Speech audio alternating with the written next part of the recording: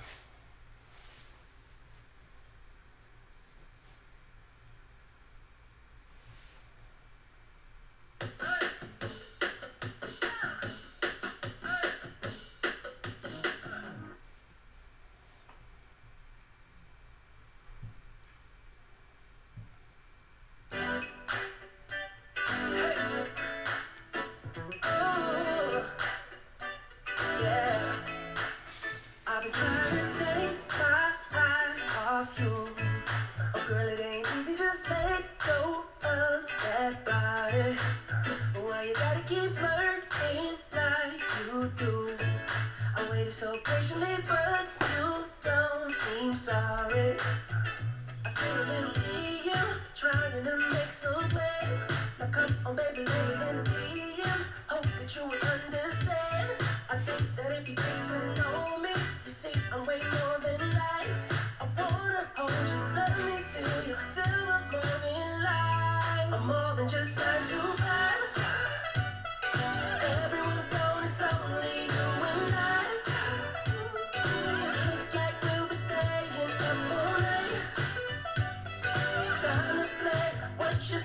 Hey everyone, I'm going live, but not here on Instagram. I'm going live on YouTube. So you better come over and join us. We're youtube.com/Aaron Matthew Kaiser. And it's just an extra name other than my name here. But I'm going live on YouTube literally in like a minute. And I've got a special surprise for everyone in the chat. So, yeah, please come over and check that out. Enjoy.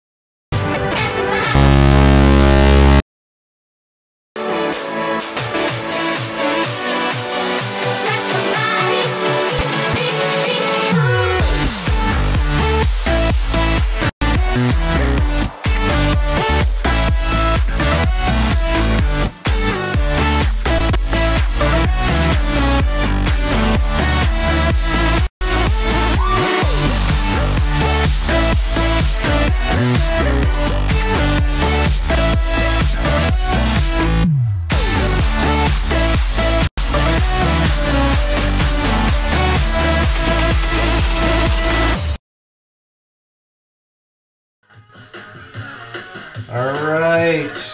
I think I'm getting like this extra audio. Oh, yeah. Give me a second, guys. Trying to figure out where that's coming from.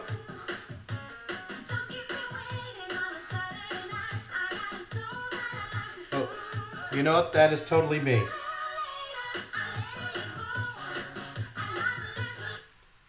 That was totally me. I was doing that. I was blaming you. And that wasn't what it is at all. All right. Apparently I was blowing out headphone people over there. Hold on. Let me adjust my audio. Make sure I'm not too loud. Hey guys, how's the audio right now? Is it good? Is it okay? All right. We're just going to go ahead and assume we are okay.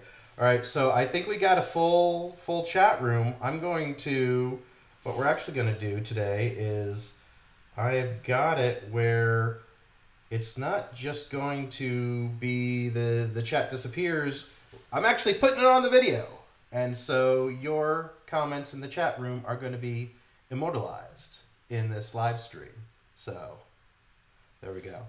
Now, I've been telling you guys that we got something a little special for today.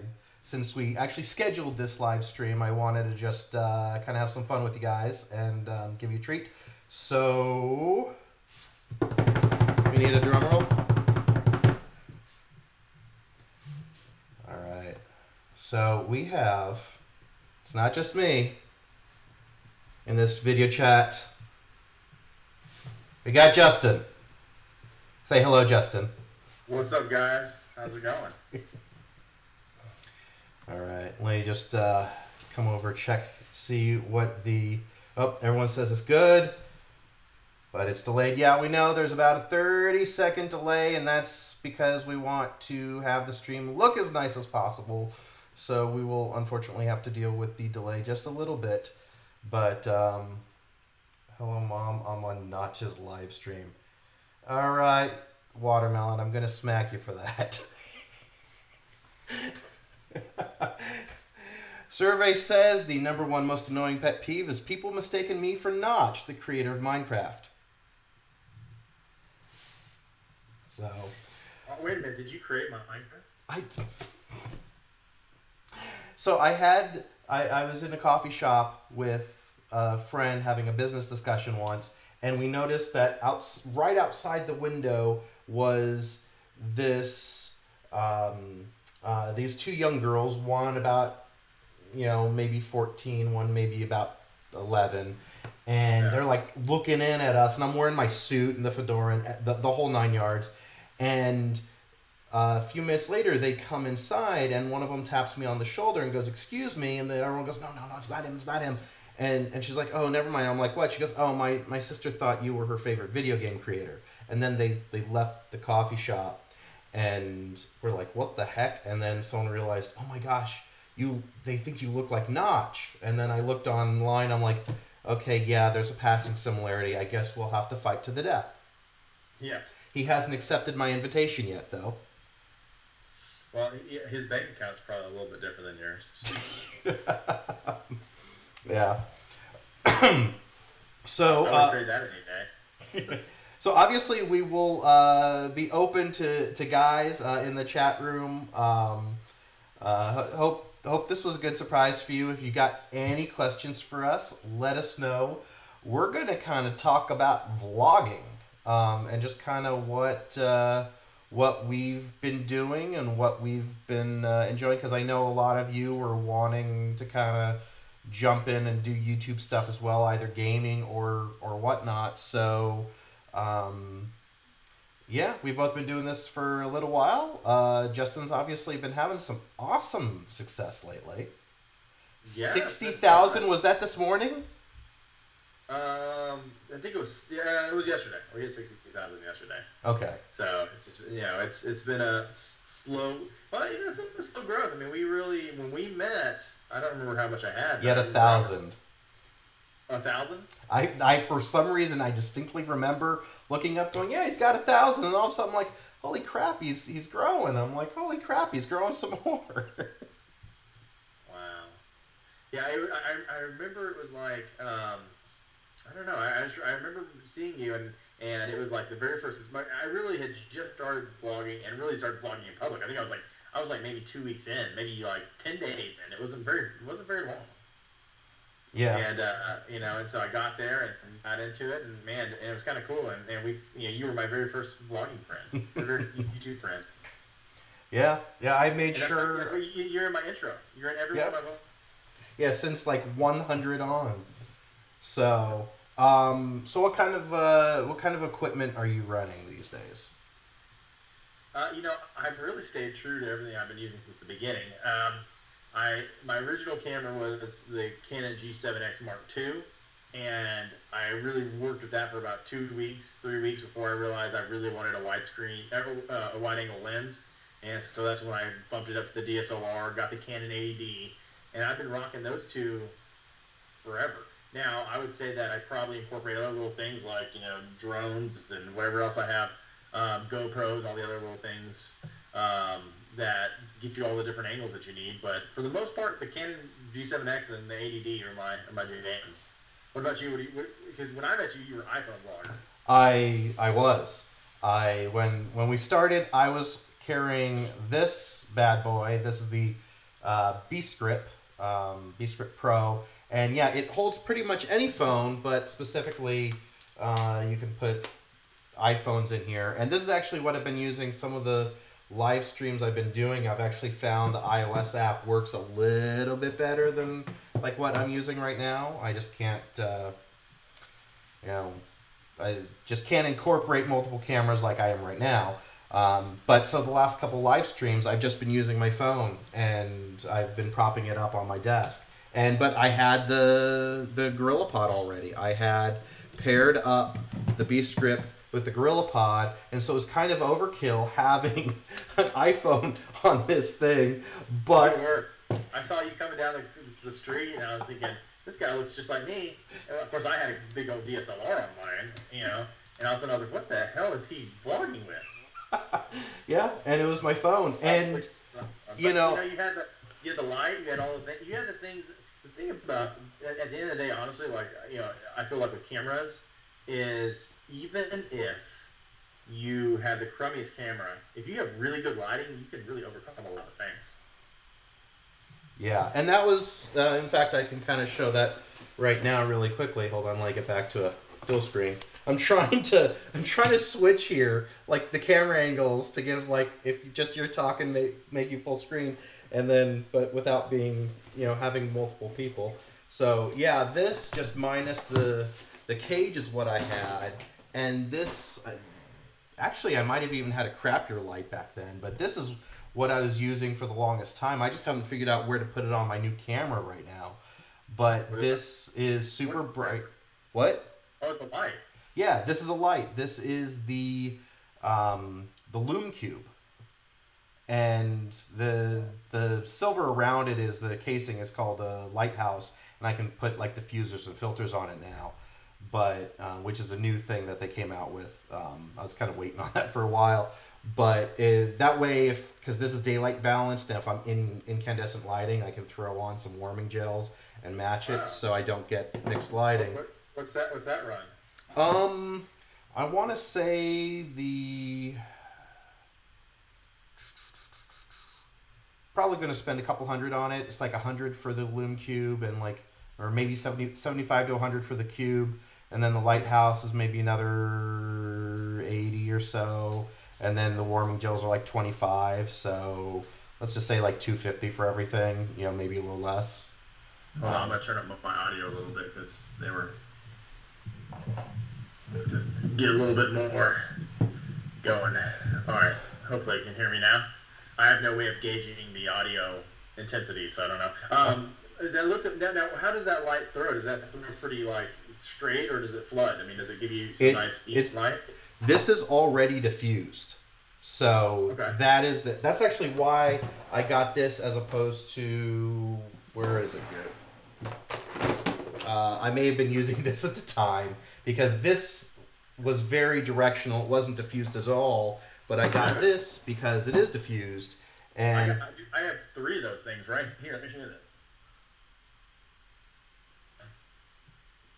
I've got 3 of these daddies right here. Yeah, is that Manfrotto or is that another brand?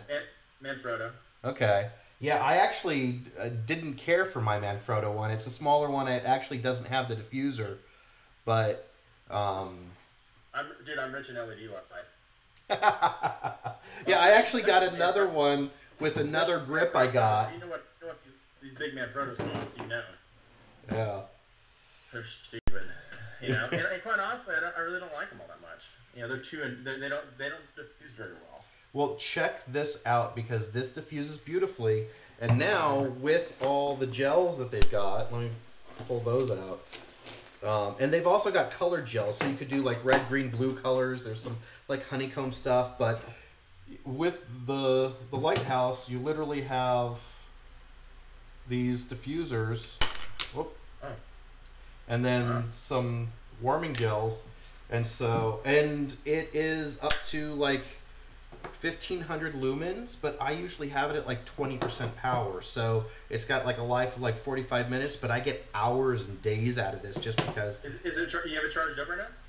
I think so. It should be. Throw it at your face. Throw it at your face. I want to see it on your face. Well, that does diffuse pretty decently. Wow. And that's 10% right there. Well, that's a bright light. Yeah.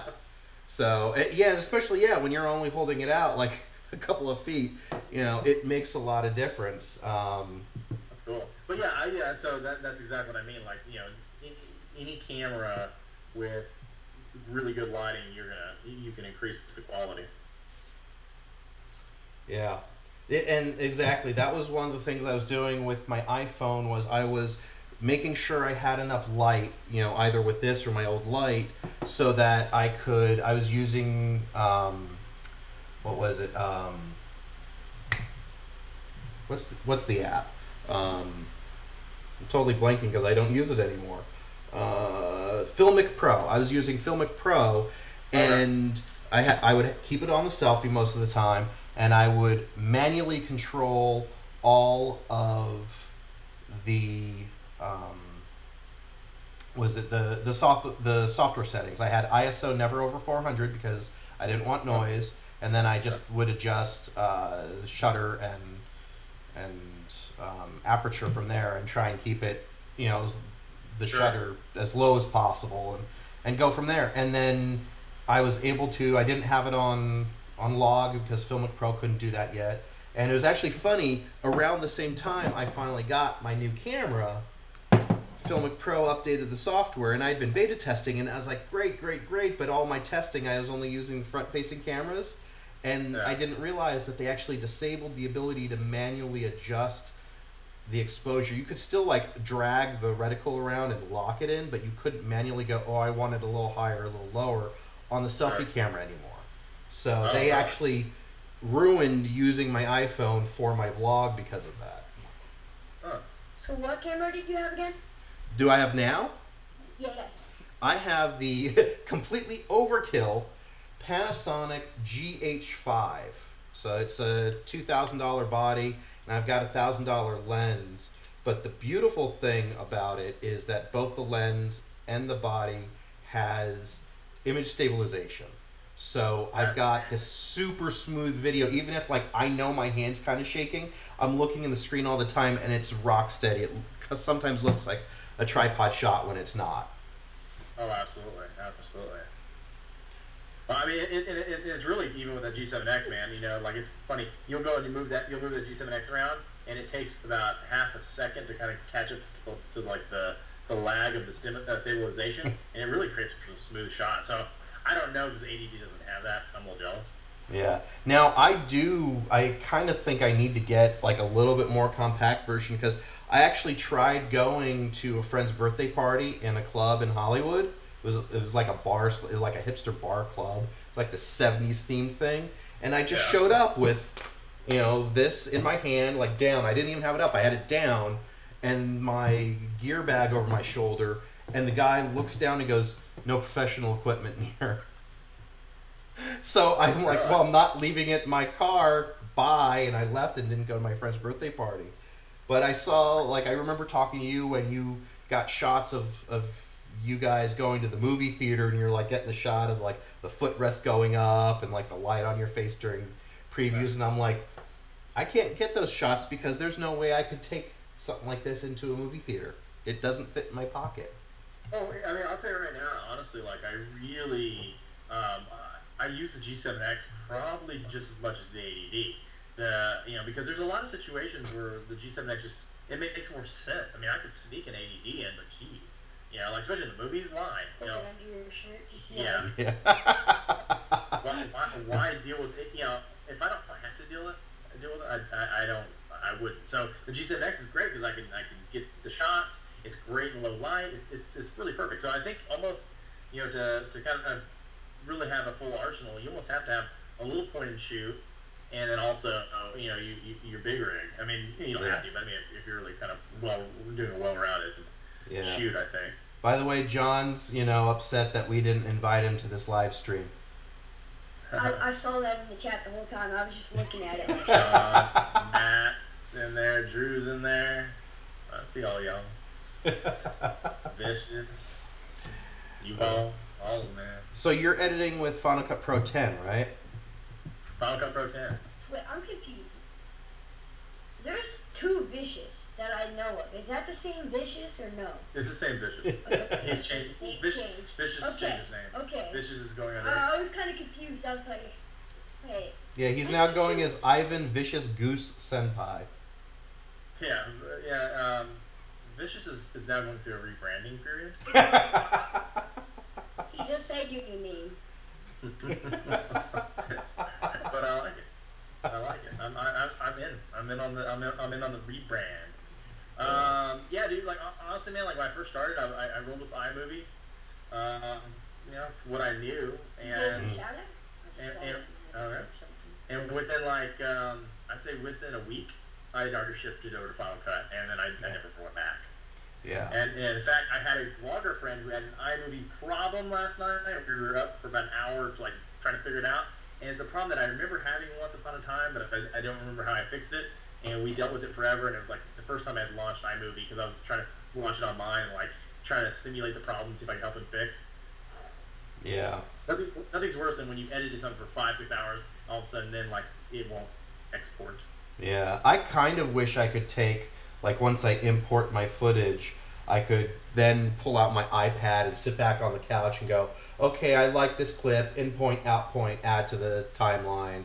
Okay, this clip isn't any good, reject that clip. Okay, this clip's good, but this point to this point, and just get my rough assembly down in kind of a laid back, relaxed manner, and not,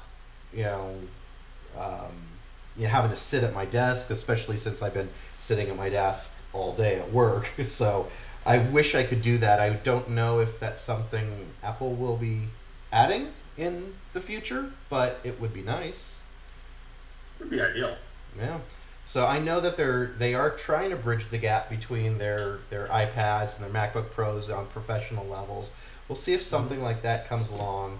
I know there's the rumors that we might be able to connect our iPads directly to our Macs and get basically have it be an additional screen that we can like write on or use as a touch interface. So that'd be like third-party stuff like that, and it's other than just display, there really wasn't any input abilities. I don't remember. Yeah. But I haven't played with that so long. Because right now I've been doing so much of my editing on a 27-inch iMac, and that's kind of been my go-to power horse. And I've really needed it because as I've gone along with the vlogs, I always thought that when I was editing, I would get better, and then as I got better editing, like that edit time would go down. Like all of a sudden, I'd go from 5-6 hour edits to 3 hours, to 2 to 1. I'd be able to do this in 30 minutes, and it doesn't work that way because what ends up happening is I go and now I've learned new techniques, and I want to try this.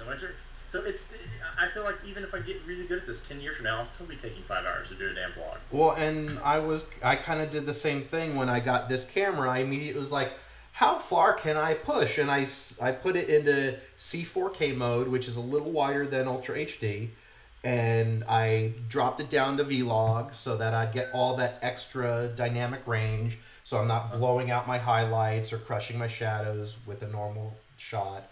And then, now I've added complexity because I'm editing 4K Vlog that I then have to color everything, and I'm okay with color, but I'm not a colorist, so I struggle with it.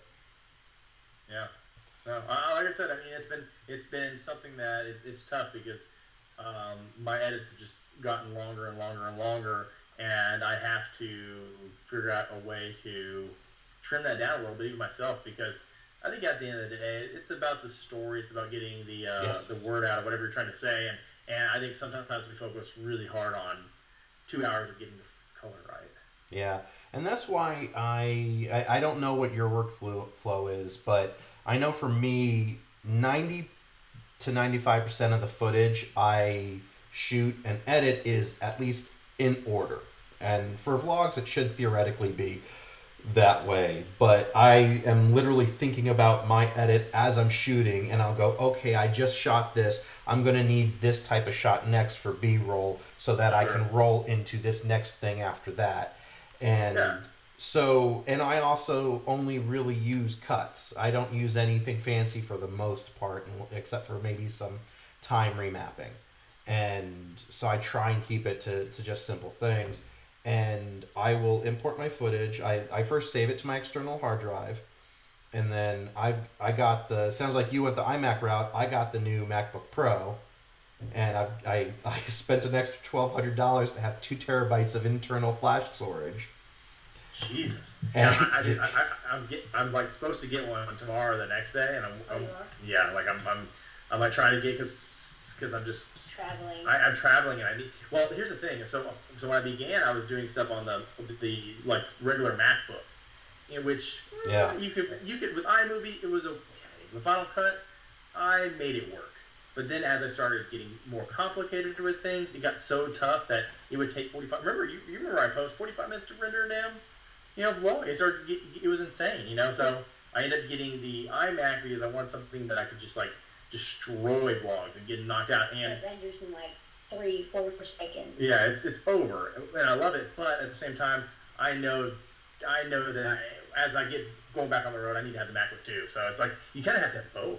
Or, have both, but It helps. Yeah, I kind of wish I had kind of like a media server set up here where I could have all my master files here but connected to the internet so that I could grab them on the road if I need to. And I've actually been trying to I was talking to Drobo and also Lacey at VidCon about like, what do you have that fits my needs? Because I kind of have a hybrid need here that doesn't really have a great solution by anyone. Sure. Well, like I said, it's a challenge. I was reading John talking about, that's the way to do it. Is as far as you're talking about your workflow and editing when you edit your vlog. You're right. Really, with the vlog, it shouldn't be that difficult to timeline it because it should be going relatively in order as you lay it out. So it's not. Yeah. I think that's really easy. But I definitely get where you're at because there's been times in the past where like I'm pulling up all my footage, I'm thinking like, man, I just went from one scene to the other. That doesn't even make any sense. I have to have some kind of transition. I have to have either some kind of time lapse, or I have to have getting in the car, or I have to have something. Yeah, I've actually been having this thing recently because I'm notoriously late the first thing out the door. After I'm out the door, I'm fine. I'm on schedule. But the first thing out the door, I'm always late. And so I've got this thing where in my head I'm like, okay, I know what I kind of want to vlog about today. I know how I need to set it up. And then I'm running late, so I don't get to do my establishing shots. And I'm like, okay, well, I'll make it up by doing this over here, and then I don't get a chance to do that. And then because all of what I had in my head got thrown out the window, what I started shooting ends up becoming unusable. And so I'm like, well, I shot something, but not a full vlog. Oh, well, there's space on the memory card thrown away. Well, I think that that's something that, I've done too. Like I had one vlog where I talked about it. Like I literally just had so many sporadic scenes that I was like, I don't even know how I can creatively stitch this together. All right, I think the guys want us to look at the chat a little bit. I just saw this one. So, just to respond to a couple of John's comments really quickly, hope you have a machine that can handle that 4K in editing. Yeah, I spent $4,000 on the top-of-the-line 2016 MacBook Pro. So, yeah. Did you get the touch bar? Yeah, it's the one with the touch bar. Love it. Like the touch bar? It's very, I know a lot of people are like, it's a marketing, it's not. It's very convenient. Not even just for Final Cut Pro. For Final Cut Pro, I do find it very handy because you're able to scrub a lot faster when you're just trying to move along the timeline. But then in other, you're able to customize your main, default touch bar. And simple things like I don't know how much you take screenshots, but I always was forgetting, okay, Command 3, Command 4, Shift Command 3, Shift Command 4. Command 4. Yeah, which did what? And now it's mapped to a touch bar icon, and that's nice. I can when I open it up, I can not only select I hit the button. I know you guys can't see it, but I can select a portion of the screen, a window, or the entire screen, and then I can tell it where to save it to. Do I just save it to the desktop, to a folder, to clipboard, to paste somewhere else? and it makes What's going on, La Abuela?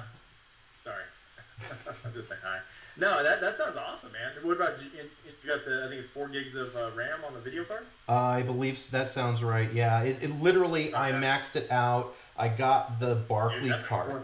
That's like a $4,000 piece, man. Yeah, Awesome. so what I did was I actually got the Barclay card with the 0% financing, and I took my total amount, divided it by the 18 months, and I'm making like $275 a month payments on it, and I'll pay it off like right before the financing's done.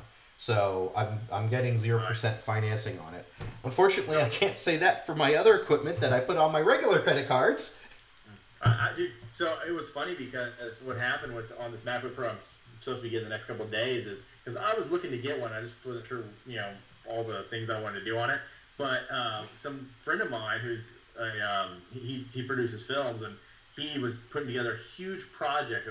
His company kind of fell through, and they bought like 4 of 15-inch MacBook Pros, fully loaded, like 2 terabytes, like all the things, fully maxed out, and like drones and everything. And then he said they had to liquidate everything. And so he was trying to get this MacBook Pro. He said we're selling these for $2,000 for the MacBook Pro. I was like, message me right now, brother. Yeah. Because I know the price tag on that thing, and it's the only reason it's kept me like, I don't know, dude, but. Yeah. Well, so you got the 27-inch iMac, and to pair with my 15-inch, I got the 27-inch LG Ultrafine that is that when it was on sale for like $300 off. I made sure to get it before that. I tried postponing as much as possible because I had spent so much, but I was like, I got to get this because that's $300 down the tube. Although, when all's said and done, I'm probably going to pay more in interest on my credit card than that. But, absolutely. But yeah, it just was, it helps because I'm able to throw Final Cut Pro up on the screen, and I've got a lot more room to play around with and really see, especially when I'm coloring or when I'm doing, anything like that. And especially one of the things I'm trying to do is I'm starting to experiment with HDR, because if I'm shooting in Vlog, then I can edit in the wider gamut and then also have it where it looks fine. And that's where I'm still kind of investigating and trying to figure out, did I do it right? I don't think I did my last video right. My next video I shot in Cinelike D in 709, so I'm not even going to try. But I think after that I'm back to Vlog, so I'm going to try again. And it's back to that same thing. I threw myself a curveball, like, okay, I'm doing great with 1080. What if I make it 4K? And luckily the faster computer didn't make the 1080 to 4K any harder, but throwing in the Vlog where I have to do extra coloring, which I was doing coloring anyway to make it look good. So how long is your renders taking? My renders don't take long at all. I mean, I'm talking like 5-10 minute render times. Not bad at all. Yeah, dude, I'm stoked about it. I can't wait for that MacBook to get here, man, because I'm ready. So stoked for it. Yeah, he's gonna be shipping it.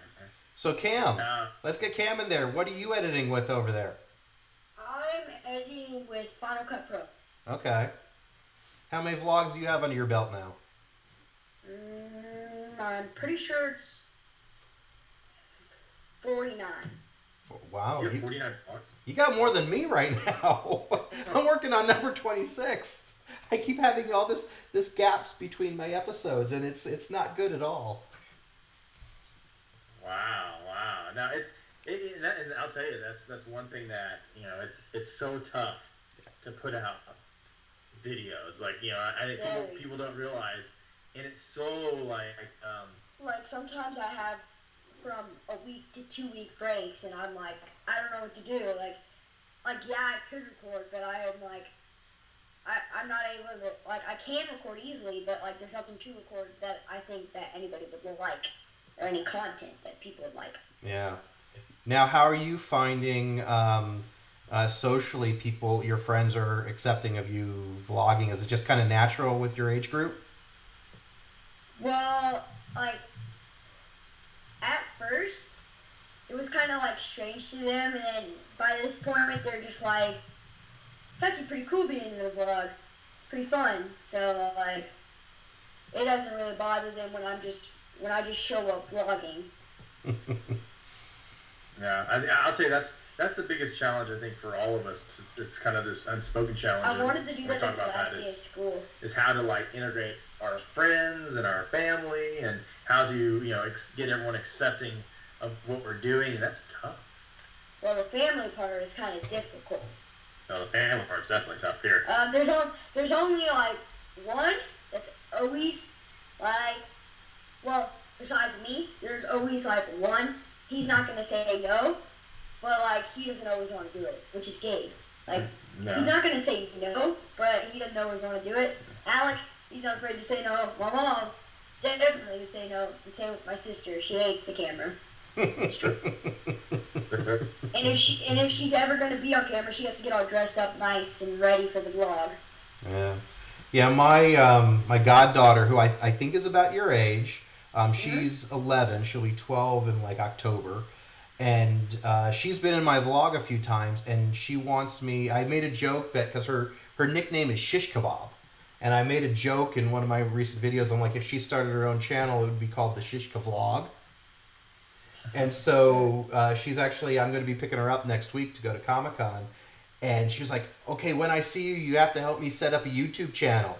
And I'm like, oh my God, you want a YouTube channel? What monster have I created? And she's constantly just doing like live streams on Instagram. And so I'm like, okay, we'll see how this goes. But yeah, it's the same thing here. Like Alex wants a YouTube channel. Gabe eventually wants a YouTube channel. It's mainly Alex. He's like, I'm going to start it in a few weeks. And I'm like, wait, what? When is this happening? I'm like, I didn't know about this. Literally, everybody in this house wants a YouTube channel except for Friendly. She wants to leave. She wants to leave? Yeah. She's just like, y'all. She's like, I'm going to Puerto Rico. Yeah, she's like, y'all make this a house of YouTube, and I'll take off to Costa Rica.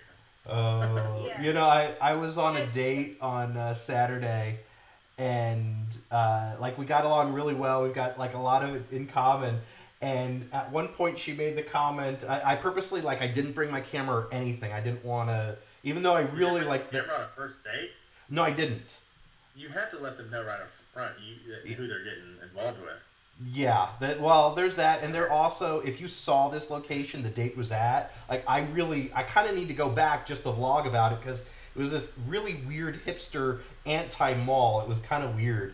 And then this Cuban restaurant. But she made a comment that she's like, she doesn't like to be the center of attention. I'm like, okay.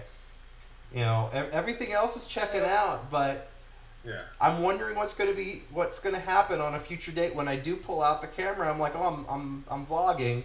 And I don't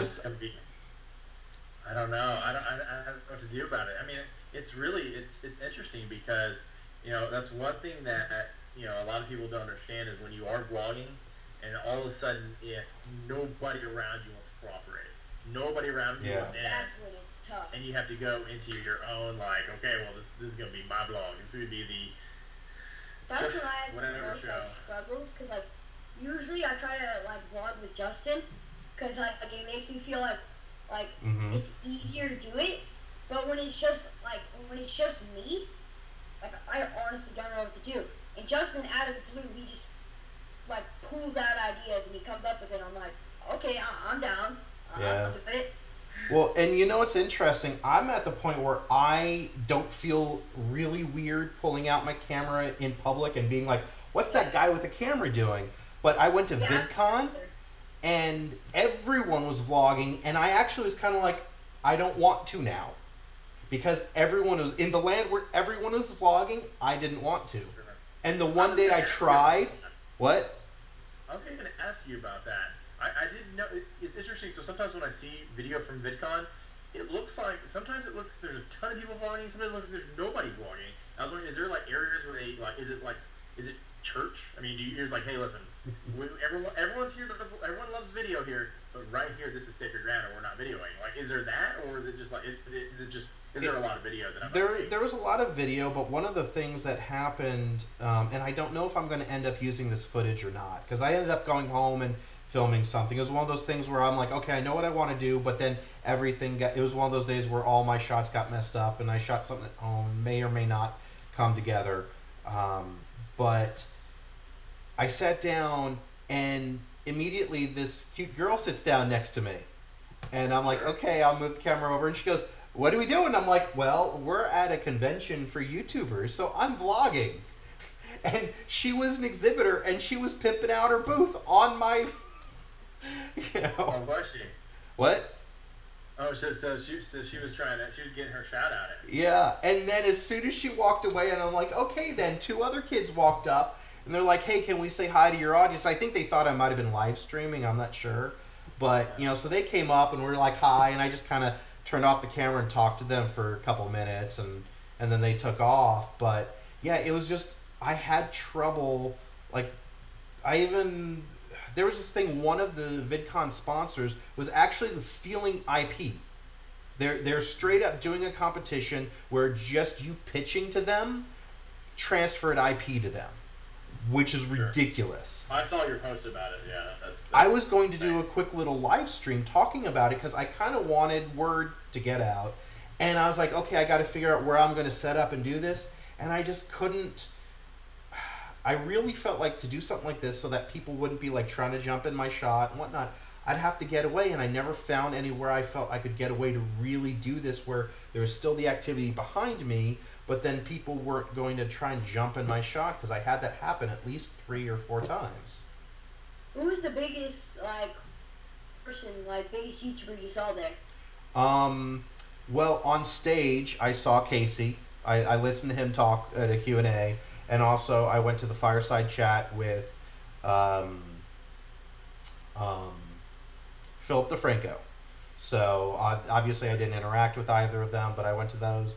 I did interact with and said hi to Tezonde, who's a friend of mine. nice. And then he's come to, like, my birthday party and networking stuff and whatnot. So, you know, that was kind of more of a personal thing. And then I didn't see, but I saw a bunch of girls like running through, screaming after. I think I heard it was Rice Gum. And then there was like this other kid that was getting mobbed outside one of the nights, and I saw them literally mob him. And then these girls, like after security escorted him inside the building, they like turned to each other crying like, ah! I'm like, this kid is not the Beatles. Wow. I don't even know who this kid was. He literally had to have been like 12 years old. And I think he was one of the ones that got kicked out. Because there was like 4 YouTubers that got kicked out. Oh yeah, I saw him. I might know who it is, but like, what color was his hair? I want to say it was brown. It wasn't the blonde kid that was a jerk to the security guard. It was someone else. But he was a brown-haired kid who was wearing a blue ball cap or something like that, I think. Wow. But no, I mean, I'll tell you right now, that sounds like it was a good experience. And you know I wanted to come, man. I was trying to figure out how to make it happen. yeah, and you know, I've got notes from. I'm happy to share them with really with anyone. But there's notes from, where is it here? The Business Skills Workshop. It was like a half-day workshop on Saturday, the last day, and it really was. It was about creating a pitch deck to promote yourself to brands to get sponsorships. And I've got like screenshots with all their pitch decks and everything. And so nice. I'm happy to share that. That was probably the most valuable thing I got. I didn't get to go. That was your big takeaway? I think it was my big takeaway. A lot of the stuff I knew already, but I kind of got an idea. It was actually interesting because I was in this thing, but I'm like, yeah, I don't have enough subscribers to really be able to enact this. But that is where I got that thing where there's the 10 to 100,000 follower or subscriber influencer is considered a micro influencer, and they're actually almost more valuable than your million plus influencers because they're small enough that they're still interacting and with their audience and creating a community, so they've got actually have more influence in their audience's life than another, you know, because Casey, you know, yeah, he's got this big blanket, but he doesn't have a personal reach to people, whereas yeah, absolutely, you know, like your followers will probably really, like, if you said, hey guys, I really like this camera right here, you should buy it, you know, you might actually get, a lot of people going out and buying it and, starting to vlog like you. Well, I think that probably that sweet spot is somewhere between 50 and 100,000. I just saw Hushval asked Lil Cam to do a backflip in the background, and I love that. So say that again. You feel like the good balance is what? He got me going back. I know, just playing. So you're saying the big balance is what? Oh, I feel like, man, like that 80 to like 120, 150,000, somewhere in there seems to be like the ideal spot. That seems like to be the spot that's not, that's a pretty good micro influence. You have enough influence, but you still have enough where it's still an intimate connection with your audience. I think once you get beyond that, it gets tough. And I'm starting to see that, like, as the audience grows, how much harder it is to have that connection. Because you get hit so hard. And I know, like even one thing that a lot of people don't realize is, oh, you hurt? I hurt my knee a little bit. a lot of people realize it's like, I get so many messages a day, it's unreal. Like, and I probably get close to 75 to 100 between emails, messages, text, Twitter, Instagram. And it's so much that if I really took the time that I want to take with everybody, like, my entire day is evaporated. Like, I have no day left. It really is. So I don't even know. And I can't imagine someone who has 500,000 or 1 million subscribers. Like, I don't know how you deal with that, because there's a part of me that doesn't feel right to ignore, the people who invest time in what you're putting out, and that's tough.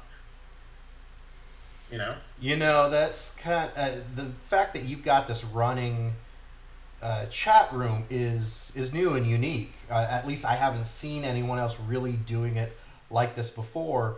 And having certain mods in there, I think also helps, because I think that's helping further the community even when you're not there. I mean, yeah, of course, I see a lot of people going into your chat room, and like even today, someone was like, "Hey, has Justin been in the stream today?" I'm like, honestly, I don't know, but hey, let's chat.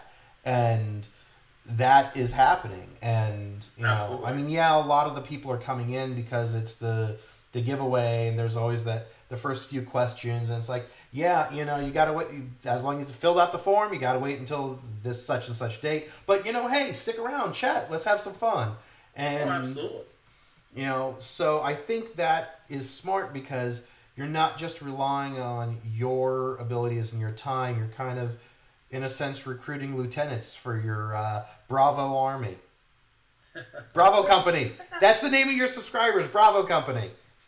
Bravo Company? That's actually not bad.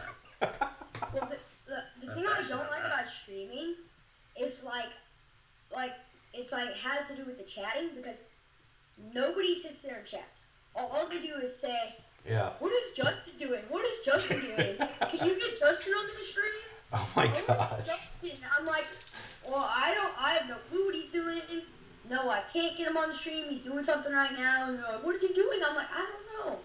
That's probably an interesting conversation. The overlap between our audiences, mine and his.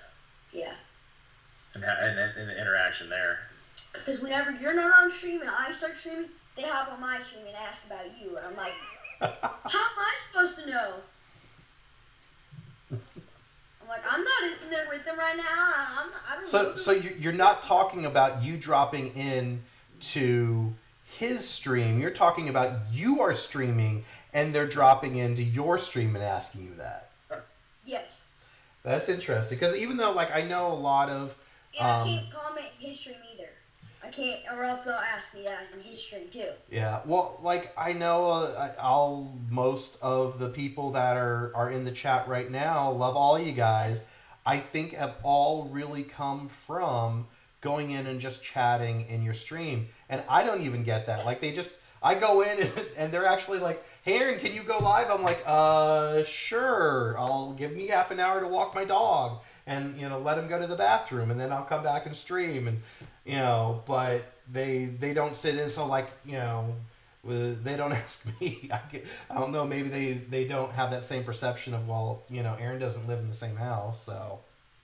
That's Well, probably yeah, what it is. they know that I live with Justin, and so that they take advantage of me living with him, and they're like, oh, what is he doing? And I'm like, I don't know. They're like, don't you live with him? I'm like, yes. That doesn't mean I stay in the same room with him. I have no clue what he's doing. Yeah, I remember one time I dropped in and you were playing Mario Kart. No, you're playing like the NBA Playgrounds game. Playground, yeah. And they were asking you, where is he? And you're like, I don't know. Like, don't you live in the same house? It's like, yeah, but he's in his room. The door's closed. I'm not allowed to go in there, and I'm playing this game. So, sorry.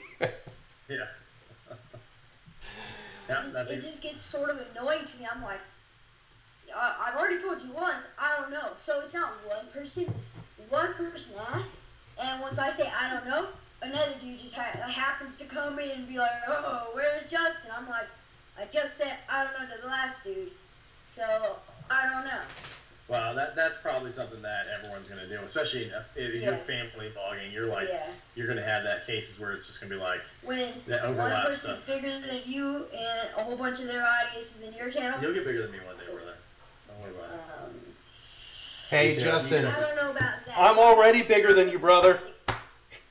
You can overtake me. I'm at 2,000, you're at 6. It's gonna be a little while if that happens. Oh, you got to be able to make fun of yourself, right? Yep, I guess. Look, is Aaron, tell Justin about your dad and where is he? Hmm? Oh, my dad. When Friday when I did the live stream, they were telling jokes, and it reminded me of my dad is constantly telling jokes. I'm like, oh my God, it's my dad's birthday. I haven't called him yet. So I called him on the live stream and wished him a happy birthday, and he was in Portland for something for a couple of days, and I didn't even know. So he was out of state. Oh, I had no idea. Yeah, but he's back in San Diego now. Man, look at John, man. John, yeah, I'm gonna go to Chicago here in a couple days, and I'm gonna meet up with John, and we're gonna do some Nice collaboration, man. I haven't done a vlog session since with Drew, and that was a good time, and I'm looking forward to getting John on the booster. I get the booster board on the airplane for the first time. Really? Yeah, it's gonna be interesting. I have not met a single vlogger but you yet. Well, in person, at least, that is. Oh, me? Oh. That's fine, right? So we went to the trampoline park today. We had lots of the young admirers. The staff from the trampoline park, he remembered me. We did. He was like, oh, that's what he was Well, we rolled on like a damn, huge film crew, Yeah, we were both rolling up in there. I had a GoPro. I'm rolling up there with my G7X. Yo, what's up? Now, I know that you had an issue with like a grocery store telling you not to film. What's the worst situation you had where someone's like, you can't film here? I mean, that probably was the biggest time where I've had someone tell me no. I mean, the first time, like, I remember, like, day 3, 4, 5, somewhere in there. You're in a grocery store. I was in REI. Oh, yeah, you told me about that. Yeah, I was in REI, and I was just walking around filming because I was trying to find this little, I don't know what it was, like a sleeping bag or something. And I was there looking, and they were on me. They're like, what are you doing with that? I was like, I'm just filming my kids. And they're like, you can't do that. You cannot film in here. I was like, okay. I remember when we went to the mall, we were trying to make a video we got kicked out at the mall, and we were just literally walking down the hallway, and like there was this one like guy at the what's it called, side. He was doing like a little like stand thing, and he like called us over, so like it stopped us from walking, and so we like talked to him for 50 seconds, and right as we left that stand, the security came to like, you're not allowed to record here. Oh yeah, the security was all over us. It was interesting because there was like 3 of them, and they're trying to escort us. They were like all around the mall. and the thing that didn't concern me because I fully expected that to happen. Yeah. Versus like in the car. Yeah, I said we will 100% get kicked out of this mall, and because REI, I wasn't expecting it. So when I get caught off guard, when I get annoyed, and the grocery store did it, REI did it, and then at the mall, like they definitely just. I was ready for it because I came in like guns a-blazing. Like I had the DSLR and I was just all over the place and I was making a spectacle of myself and they very quickly shut it down. Yeah. Yeah, malls, I found that with a photo shoot a few years ago. They don't like cameras in there at all, it seems. Well, there's this mall here that they don't really mind it. Like what is it called? What was it called? Well, the one I go to is an outdoor mall, Yeah. and the outdoor mall does not bother. I've vlogged there so many times, and I've for long periods of time, and they never give me problems with that outdoor mall. But the indoor mall is like instantly, like out there, they'll handcuff me next time I do anything. Wow. You know, so my worst situation is actually with an upcoming vlog where I went to the Renaissance Fair. And in their defense, I did see on their website that they did have a photo policy, but only for commercial things. I'm saying, my vlog's not commercial, it's personal. Sure. The gray area, borderline, whatever. But Sure. it was also like you had to purchase a photo pass. And I've had to do that for like a concert venue. If I wanted to take my camera in, you got to pay. It was like a $50 or $100 thing. But I wasn't going to pay extra for the Renaissance Fair. So I just went in and I was like, well, I'll just ask forgiveness rather than permission. And I go in, I'm filming some stuff up near the front with a friend of mine that was there, and everything was fine. And then I'm walking down the aisle with my dad. I don't even have my camera, like I'm not filming anything. I had it by my side, and a security guard stops and goes, "You have a permit for that?" I'm like, "It's personal." He goes, "You shooting video?" I'm like, "Yeah." He goes, "Don't shoot video." I'm like, "Okay." And I turned around the corner and started filming video again. And I just kept it up. And then anytime I saw him, I made sure my camera was down and not filming. But there was like another security guard that saw me, and she just started laughing because she knew exactly what I was doing because the camera was pointed at me. Oh yeah, absolutely. And I think a lot of that is just power trip. I mean, that's how it was when I was at the grocery store. The guy was just using a position of power and trying to get me to feel intimidated by it, and it was what it was, and I ranted about it, but I've never had someone complain about the G7X. The point and shoots, I've never had any complaint. Yeah, it's the DSLR. It's honestly, it's equipment bias or equipment discrimination. It really is. It really is. I can really go anywhere with my G7X just recording. I can roll up in the store like, "Yo, what's up, guys?" Just like literally screaming, and they wouldn't care. They would literally just look at me. They'd be like, "Yeah, the G7X, I've never had anyone tell me." They won't say anything about my camera or something to me because I'm younger. As long as you're not there, and I'm just like rolling up in there without any adult, they're not going to say anything to me. Absolutely. Like, honestly, they'll let me go. I think the only way someone will stop me, it won't be staff at any store. It would be like citizens just walking around the store. So they'll film me. Doing their own thing. Be like, you don't have my permission to use my face in the vlog. All right. So I did have one errand when I was in New Orleans with Lindley, and we were down by the water, and I had a homeless man get really angry with me about my drone. Oh, really? Yeah, he came up to me. He's like, "Does it have a camera on it?" I was like, "It does."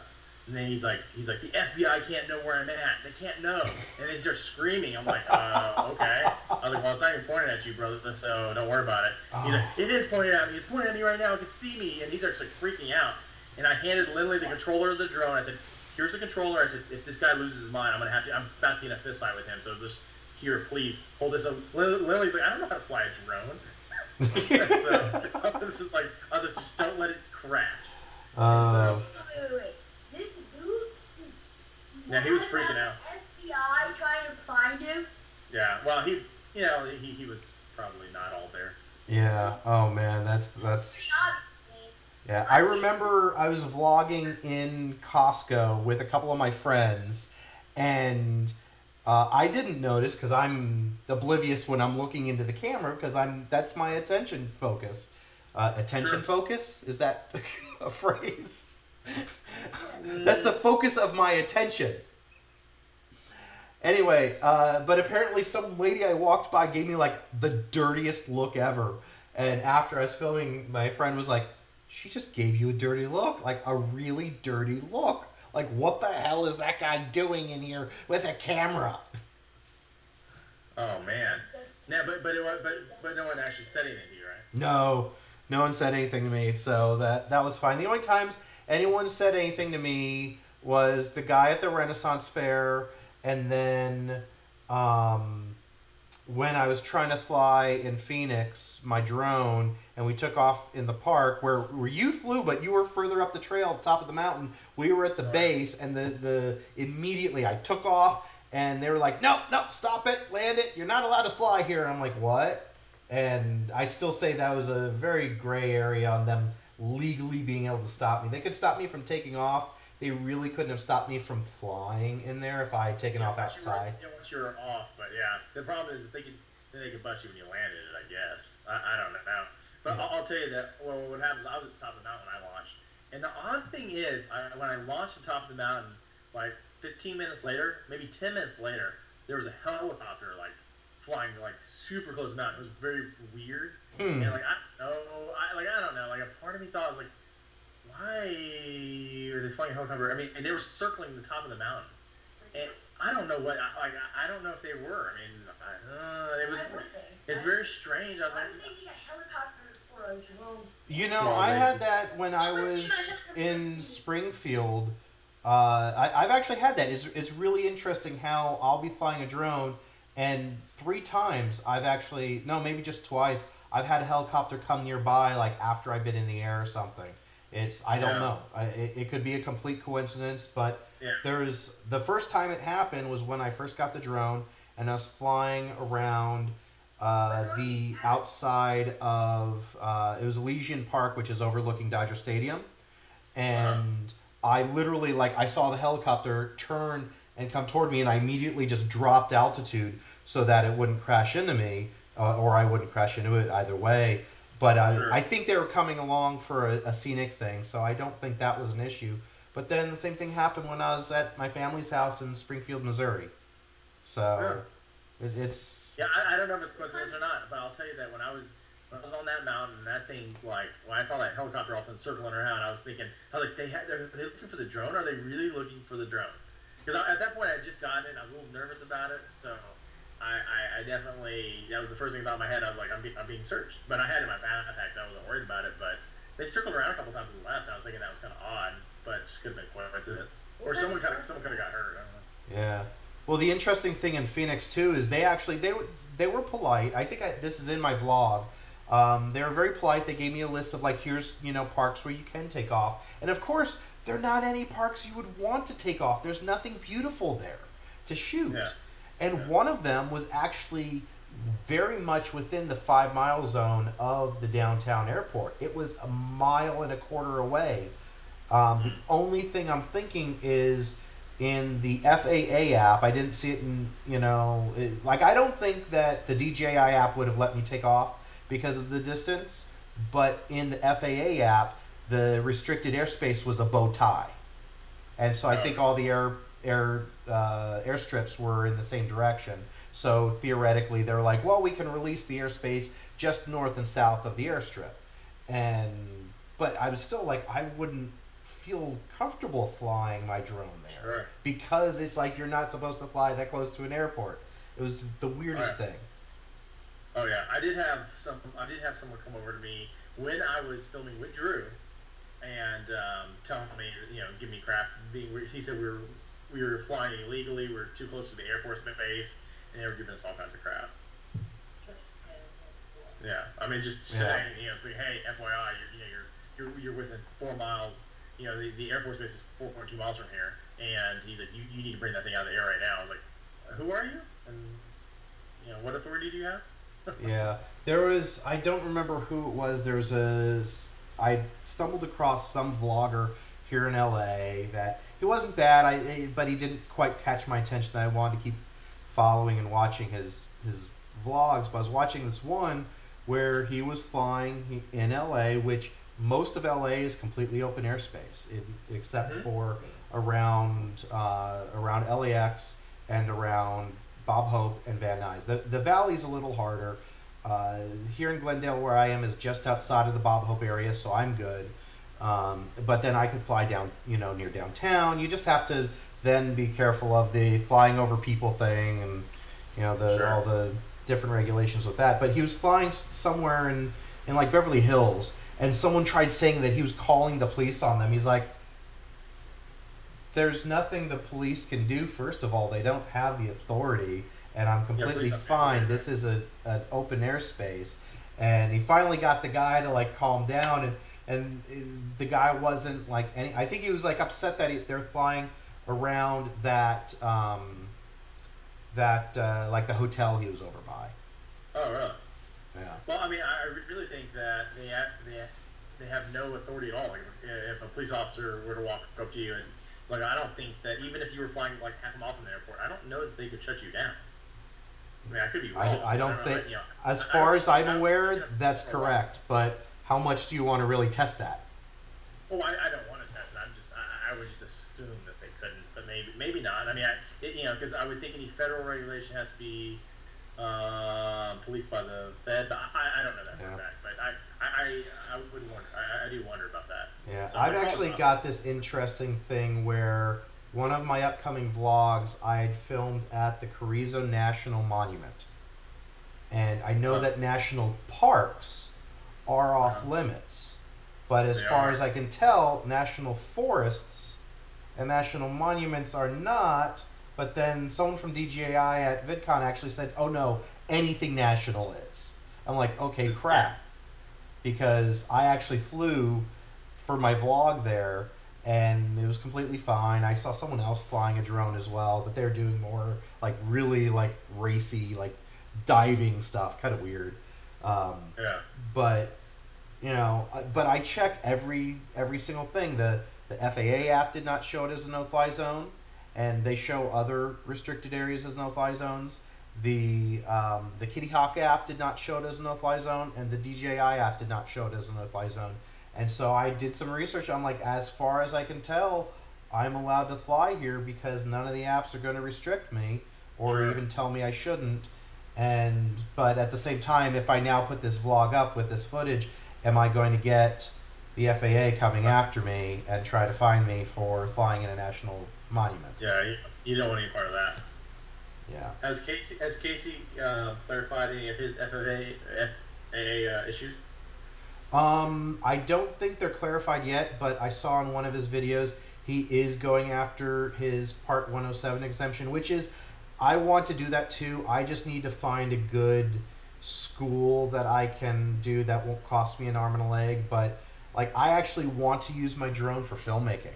I want to be able to get establishing shots, or even So get once you have some- that commercial thing, you can fly wherever you want? pretty much. Some of the stuff you have to kind of unlock. Like, basically, once you've got the Part 107, if you wanted to shoot like 3 miles from an airport, you could actually call up the airport, say, this is where I'm going to be. I'm not going to be over this, footage. Here's my Part 107, commercial designation. Am I clear to fly? And they'll say, yes. I haven't gone through that process yet at all. I think theoretically you could do it even without the commercial, but having that, here's my Part 107, they'll be more likely to give you the thumbs up. But so it unlocks some of that, and also the big thing is it enables you to make money. So basically, if I had, especially since I'm here in LA and there's filmmakers, I could tell all my filmmaker friends, hey, I have a drone, I'm a commercial drone pilot, hire me for $100 a day, $200, whatever I would charge. I could charge a small amount because I'm not a professional.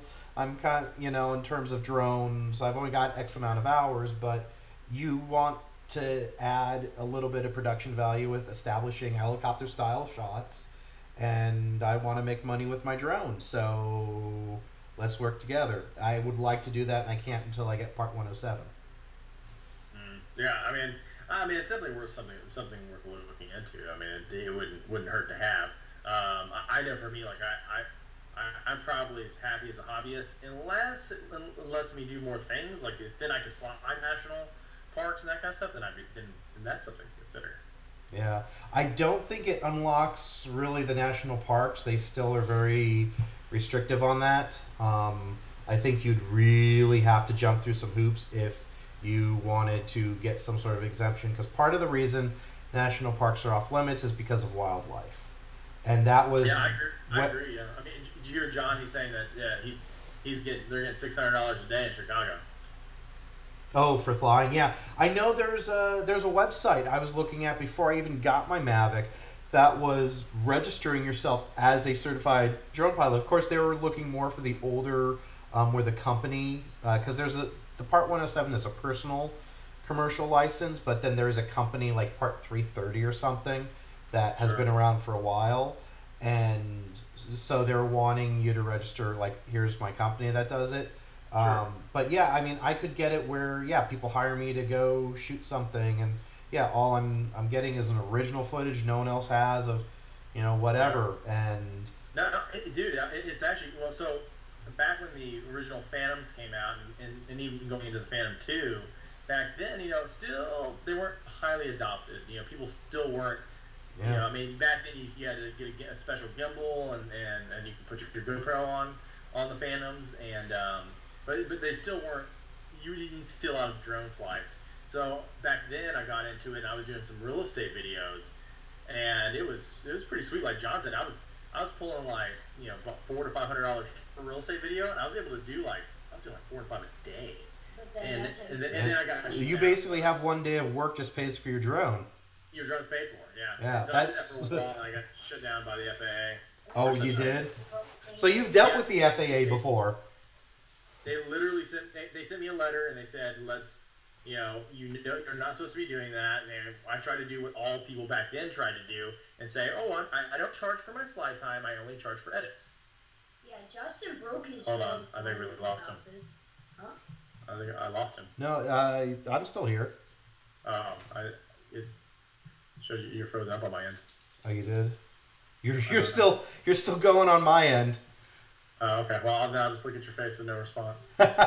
You can hear me though. You just can't see me. So anyway, they sent me a letter, and they shut it down because back then, like I said, what a lot of people doing it did was they would say that I'm not charging for my flight time. I'm only charging for the edit, and try to like circumvent it that way. And I mean, that wouldn't hold up in court. And so the FAA was giving me all kinds of hell about it. And they said, if you really want to battle it, then let's go for it. And I said, no, I'll just return my drone. So they didn't give you an option of here's how you commercialize it, so you can. There was no. Back then, there was no option. There really was. Back then, there was no commercial option. Wow. And that was everyone's big argument. It's like, well, fine. If you want me to jump through the hurdles, give me the hurdles. I'll jump through it. I'll pay your stupid registration fee, and so I can do this. But there was no legal way to do it. Wow. Well, I'm gonna go back to my room. Are you taking off, man? We're probably getting to a point where we should shut down the stream anyway. Yeah, we got a good hour and 10 in this, man. Yeah. This is where is it? Let me look over here in YouTube. Hour 20. Yeah. All right. I also had a few minutes before you dialed back in. Guys in the chat, do you have any additional questions you want to ask us just really quickly before we shut it down? I guess while we wait for the questions, one for me really quickly. Since you started your intro at episode 100 and you're up to like what, episode 180, right around there? Yeah, I'm on 181 is what I'm at. 181. Are you going to create a new one for episode 200? Oh man, that's a good question. I have a new song now, so okay. That may be something I should consider. I'll probably keep the same song, but I may throw in new clips. But I think I'll still keep you in there, right? Woohoo! I think, that's all I care about. You need to roll on. You're you are the if we gave you acting credits, you would be you'd have the highest next to me in the vlog. Nice. We do need to get like some collaboration projects going. I've had this idea mulling around in my brain for months, and I just kind of have to flesh it out. And I'd love to get, I think I mentioned it to you before. It's kind of the like Casey's "Do What You Can't" video, but our own narrative. And I'd love to see, some collaboration going into that, from you and maybe, from John and from Mike and, from some of the other creators in Dude, like the Vloggers I of think YouTube group. I think that'd be amazing. I'd be all for it.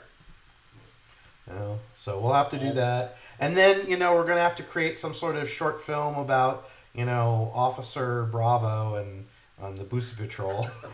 And the Bravo Company? The Bravo Company. I seriously think you should make t-shirts that says, I'm a member of the Bravo Company. Or I'm a soldier in Bravo Company. So a lot of people talk about this, like naming your audience. And I think I don't know, like I think that's something like you can't do yourself. You got to let the people like just do it, and then you just see what's trending and see when they're hitting it pretty hard. Eventually, you say, "Oh, that's it. They've made their name. They've carved their name in stone. I'm just going to adopt it too." Yeah. So I've been waiting for somebody. Just to take a hold of this thing. It hasn't happened yet, but maybe so guys in the chat, if you want to be called the Bravo Company, you got to start, working this and letting them know, or come up with something better. I was going to tell you, I have a big announcement coming up Friday, and it would be kind of cool to talk maybe and figure out if we can make that work. But we've got some really amazing things happening, and I think it's going to be history on YouTube this Friday. I am tantalized. I am titillated. I am intrigued. Tell me more. I wish I could see your I can't see you moving anymore, so it's just like a still image of you making a face that's almost like you're rolling your eyes at me. So it's kind of. It's a little more faux seduction than that. Yeah. It's an interesting like freeze frame. I'm like, why is he looking at me this way? I do need to get some Bravo merch. Actually, that's happening. I don't want to talk about that, but yes, I Bravo merch. Yeah, I need to start. I was talking about this in chat earlier, but I really like you've got your aspire to aspire, and I'm obviously whatever my thing will be my own and different. And I kind of really need to identify that and sloganize my channel and start putting together merch, t-shirts, whatnot, just to really, like, my fear is always like, I don't have an audience big enough for it, but sometimes you just got to pull that trigger and build it and they will come type of thing. Well, I'll tell you that I was actually in Santa Monica, between Santa Monica and Venice there, and along the boardwalk, and I saw this spray painted, where you see everything spray painted there, but I saw a spray painted on the sidewalk, and it said, "Aspire to inspire." And I thought about it, and this was several years ago, and it really kind of just grabbed a hold of me, and it really I really thought about it. I was like, man, that's really what I want to do. Like, I want to do every day, aspire to inspire others and do what I can to help them find their purpose. Because I think that's a lot of things that some people struggle with, is finding direction and finding what it is that makes them happy.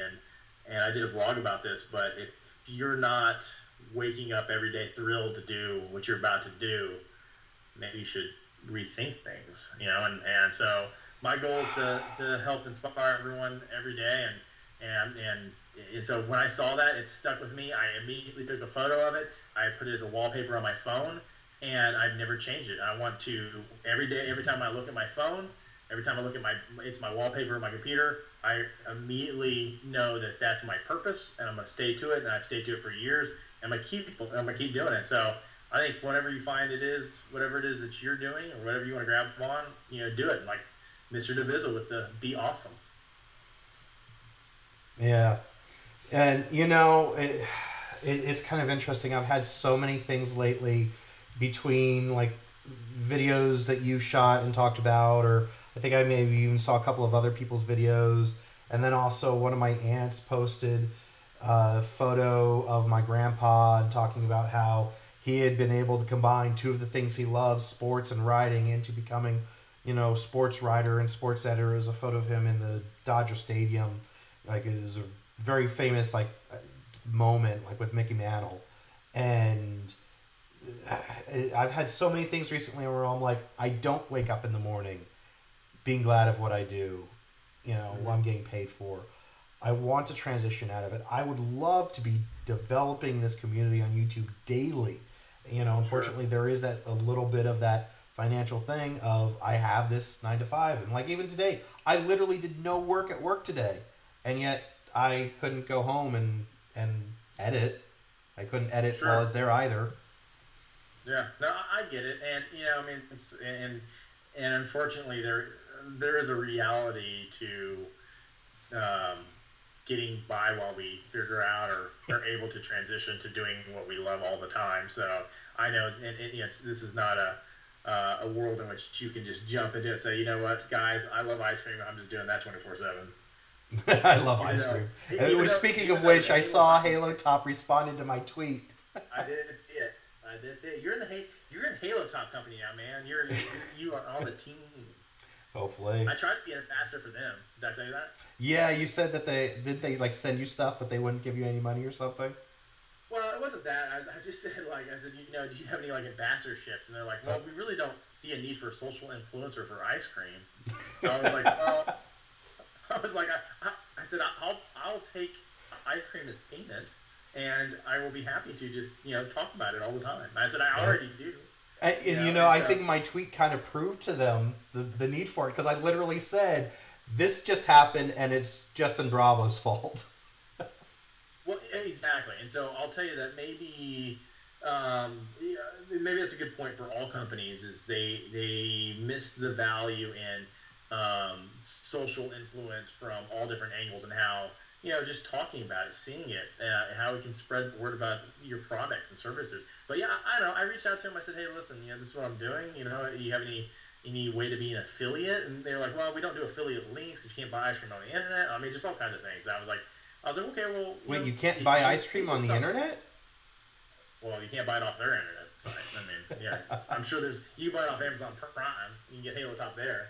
But I told them, I was like, let's figure something out. And so anyway, but they was like, hey, we're happy you're a big fan, and we're gonna send you a ton of ice cream and a bunch of merchandise. And so that's in the mail. So I'm kind of stoked about that. So I came back, my phone just died. So I think it's time to end things. I am going to kind of go out Justin Bravo style with my lacy sunglasses from VidCon. Oh man, those are nice. I feel like I almost need to throw on my red tuber glasses. Oh man, now you're going to make me jealous. I kind of, red is my favorite color. I think just like yours. It's in the kitchen. There. Oh, I'll tell you, man, when that guy sent them to me, Gary, I was like, dang, I love them. They're kind of cool. I like those. So what are those? These are just like really cheap, like lacy. It says lacy on the side. Oh. I don't even think they're they're just cheap knockoff Ray-Bans. I'm all about the Wayfarers, man, in any way possible. But we probably should end. I just noticed a comment from Ujval in the chat. It says Justin Bravo and a million exclamation marks. Aaron Kaiser and a million exclamation marks. Best friends forever. No. Hey, hold on a second. Okay. Well, apparently the friendship is over because he just walked out of his seat. I'm kidding, folks. I'm kidding.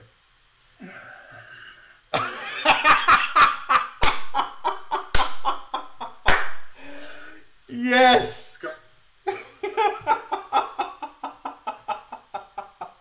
He has a big stack of them back there. Oh, I love it. I love fedora. I gotta put it down. I can't put it down. He's got like that. Oh. Sideways. Put it sideways a bit. All right. So yeah, we'll have to do this again soon. Hopefully, I will get out to San Antonio sometime to hang out with you. Hopefully, you get out to Los Angeles to hang out with me. Maybe we can go film something at the YouTube space. Well, I'll tell you, I promise I'm coming to LA. Like that's a given. This summer? I'm definitely coming to LA in October, so that's Okay. guaranteed it's happening. And so I'll probably have some more times. Yeah, we're Fedora Bros. Fedora. Who said that? Jonah. Awesome. So, all right. Well, Justin, thank you for this chat. This was a lot Absolutely. of fun.